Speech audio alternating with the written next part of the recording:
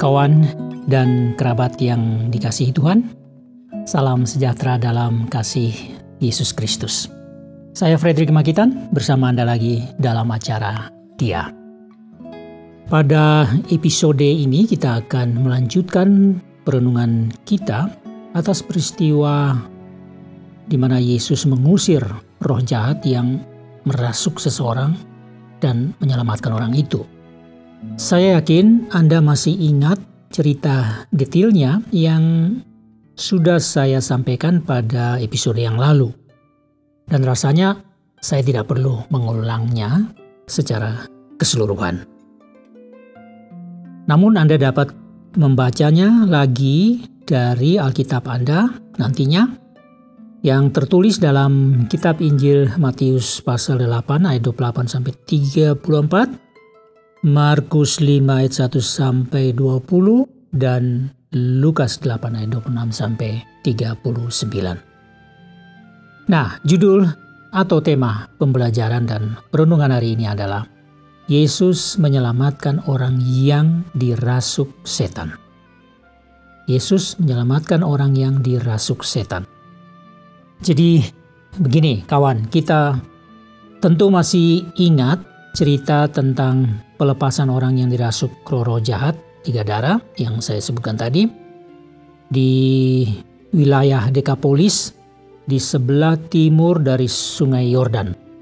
Kita ingat bahwa dalam peristiwa ajaib itu Yesus mengusir roh jahat keluar dari orang yang dirasuknya dan masuk ke dalam ribuan babi. Lalu babi-babi itu lari terbirit-birit terjun ke laut sampai mati semua. Maksudnya laut di Danau Galilea. Dan orang yang tadinya dirasuk setan akhirnya sudah diselamatkan, baik tubuh maupun jiwanya. Kemudian orang itu kembali ke kotanya dan memberitakan kepada banyak orang tentang keselamatan oleh kuasa Tuhan Yesus yang dialaminya sendiri barusan. Nah, pada hari ini berdasarkan cerita tersebut, kita akan soroti beberapa hal, satu atau dua hal yang sangat penting menurut saya. Jadi kita masih melanjutkan topik penyembuhan orang yang kerasukan setan ini ya, dengan satu tema yang baru dan penekanannya pada Yesus menyelamatkan orang itu. Kawan, kita tahu bahwa Yesus selalu full pelayanan setiap hari, dari pagi sampai sore. Begitu banyak hal yang dibuat Yesus dari pengalaman atau cerita-cerita sebelumnya, sehingga waktu untuk makan, ya begitu banyak pelayanan, sehingga waktu untuk makan bagi Yesus dan murid-muridnya, juga waktu istirahatnya pun seringkali kesulitan, saking begitu banyak pelayanan. Namun Yesus juga disiplin mengkhususkan waktu teduhnya secara pribadi untuk berdoa dan mencari kehendak Allah, Sang Bapa, Allah Bapanya yang ada di surga. Jadi secara fisik tentu saja Yesus dalam keadaan semacam itu, Yesus juga sering kelelahan. Karena pada hari sebelumnya dari peristiwa penyelamatan orang ini dari kerasukan itu, pada hari sebelumnya Yesus melayani banyak orang sakit yang masih di Kapernaum di Galilea di seberang Sungai Yordan. Yesus melayani begitu banyak orang, kerasukan setan, orang sakit maksudnya, dan juga kerasukan setan juga mengajar dan berkhotbah. Dan ketika hari sudah sore, Yesus mengajak murid-muridnya untuk meninggalkan kota Kapernaum, naik perahu, menuju ke pantai dan mereka menyeberangi Danau Galilea dan akhirnya tiba di Gerasa, di tempat di mana terjadi peristiwa ini. Nah, sementara berlayar di Danau Galilea itu, Yesus tertidur di dalam perahu, tentu karena kelelahan. Meskipun begitu, masih juga Yesus dibangunkan oleh murid-muridnya untuk teduhkan gelombang dan badai yang melanda perahu Yesus dan murid-muridnya itu. Tetapi setibanya di seberang di daerah orang Gerasa, Yesus harus menghadapi suatu pelayanan peperangan dahsyat dengan ribuan roh jahat yang merasuk seseorang. Nah, ini yang kita sudah bicarakan ceritanya kemarin dan hari ini kita akan menyoroti beberapa hal. Nah kawan, saya memberi perhatian khusus pada hal-hal tertentu dalam peristiwa ini. bahwa dalam peperangan dengan roh-roh jahat ini, bagaimanapun juga Yesus menaruh perhatian dan belas kasihan kepada manusia. Itulah sifat Yesus. Itulah tujuan Yesus datang untuk menolong manusia. Siapapun dia, orang Yahudi, bangsanya sendiri, maupun orang bukan Yahudi seperti orang Gerasa yang barusan kita tahu ceritanya ini. Kita ingat pada kira-kira pada 1,5 tahun sebelum peristiwa ini, Roh Allah memimpin Yesus ke padang gurun di Yudea untuk dicobai iblis. Mungkin Anda masih ingat cerita itu yang pernah kita bahas pada salah satu episode awal-awal dari acara ini. Itu terjadi setelah Yesus dideklarasikan oleh Allah Bapanya sendiri yang mengatakan, "Inilah anakku yang kukasihi, kepadanya aku berkenan." Maksudnya Yesus. Dan deklarasi ini terjadi setelah Yesus dibaptis oleh Yohanes Pembaptis di Sungai Yordan. Masih di daerah lebih di bawah lagi, bukan di Galilea. Dan selama 40 hari Yesus berpuasa dan mengembara seorang diri di padang gurun. Ini langsung menjadi saat terbaik bagi iblis untuk coba menyerang Yesus. Waktu itu sebuah peperangan terjadi, 1 lawan 1. Dan akhirnya ini diselesaikan hanya dengan perintah Yesus kepada iblis. Enyahlah iblis. Iblis pun pergi meninggalkan Yesus ketika itu juga. Tidak ada kompromi karena Yesus harus mengalahkan iblis dengan telak demi suatu pelayanan besar untuk menyelamatkan seluruh umat manusia. Sedangkan kalau kita bandingkan dengan peristiwa di Gadara ini, Yesus harus berjuang menyelamatkan satu jiwa manusia yang sudah tidak tertolong lagi akibat dicengkeram oleh ribuan, begitu banyak roh-roh jahat. Sulit bagi kita untuk membayangkan. Tidak ada satu pun manusia di wilayah asing itu, di Dekapolis atau di Gadara itu, yang sanggup menyelamatkan orang yang kerasukan ini. Dan ini menjadi hal yang sangat jahat, menakutkan, dan mengerikan.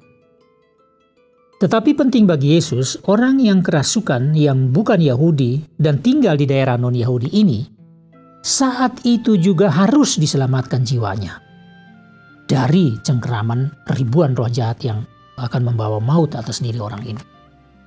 Jadi Yesus fokus kepada keselamatan manusia, walaupun cuma satu orang. Nah, ini tekanannya.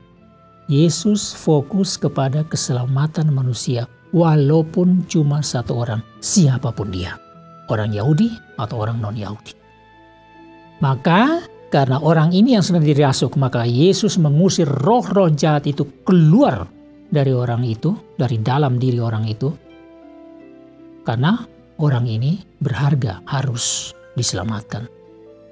Dan pengusiran Yesus atas legion roh jahat atau banyak roh jahat ini menunjukkan bahwa Yesus berkuasa atas segala kuasa yang ada di bumi ini. Berkuasa atas iblis. Dan kawan, satu hal lagi yang aneh yang perlu ditelaah adalah bahwa roh-roh jahat dalam diri orang yang kerasukan itu, yang sepenuhnya menguasai orang itu, mereka berinisiatif menemui Yesus. Lalu tersungkur di hadapan Yesus, mereka menyembah Yesus, dan memohon agar Yesus tidak menyiksa mereka. Wah, ini satu hal yang menarik perhatian dan mengherankan juga. Jadi roh-roh jahat itu justru meminta Yesus untuk tidak mengusir mereka dari daerah Gerasa, daerah mereka itu. Juga tidak memerintahkan mereka masuk ke dalam jurang maut. Ini permintaan mereka. Tetapi mereka minta supaya mereka itu dipindahkan. Jadi supaya Yesus memindahkan mereka ke dalam ribuan babi yang ada di situ, yang kelihatan di situ. Yang sedang mencari makan, tidak jauh dari tempat itu. Ternyata Yesus mengabulkannya. Lalu keluarlah ribuan roh jahat dan memasuki babi-babi itu. Jadi ribuan roh jahat itu diusir keluar dari diri orang yang kerasukan itu tadi. Lalu diperintahkan masuk ke dalam ribuan babi-babi itu. Dan mereka masuk ke dalam babi-babi itu. Seketika itu juga, ribuan babi itu dikatakan ada sekitar 2.000 ekor babi itu terjun dari tepi jurang ke dalam danau dan mati lemas semuanya. Nah, pertanyaannya, mengapa Yesus memenuhi permintaan roh-roh jahat itu untuk memerintahkan mereka masuk ke dalam babi-babi itu? Jawabnya, itu memang kehendak Yesus sendiri. Dia memang menghendaki untuk mengusir, yang penting mengusir itu dan membuangnya di mana supaya orang ini diselamatkan. Yesus ingin melakukan itu demi keselamatan orang asing yang menderita ini. Karena itu fokus Yesus hanya satu. Legion roh jahat harus tinggalkan orang yang kerasukan itu supaya orang itu diselamatkan. Yesus memiliki belas kasihan yang dalam atas orang itu. Karena ia tidak berdaya sama sekali dan keselamatannya terancam baik fisik maupun jiwa. Orang ini juga adalah makhluk ciptaan Tuhan yang demi keselamatannya pula Yesus datang ke dalam dunia ini. Jadi keluarnya ribuan roh jahat dari orang itu dan masuk ke dalam babi-babi sampai musnah atas perintah Yesus juga membuktikan sesuatu kepada penduduk Dekapolis, penduduk wilayah itu.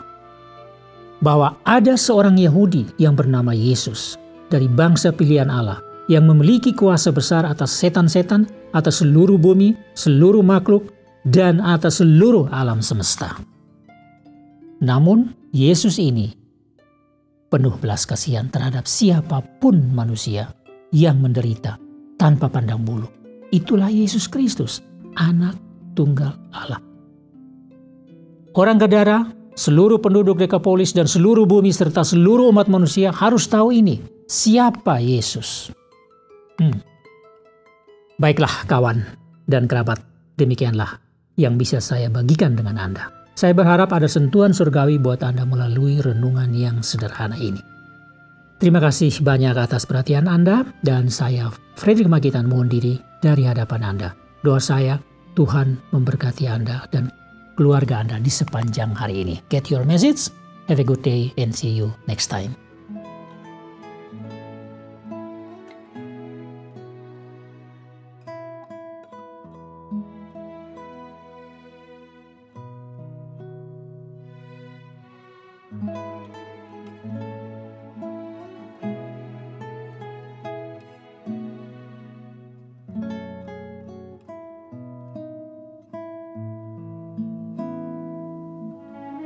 Terima kasih Anda sudah mengikuti program kami. Jika Anda diberkati, jangan lupa like, komen, dan share supaya Anda tidak ketinggalan setiap program terbaru kami. Jangan lupa juga untuk subscribe channelnya dan nyalakan loncengnya. Jika Anda ingin mendukung pelayanan kami, bisa melalui rekening kami berikut ini atau menghubungi kami di sini.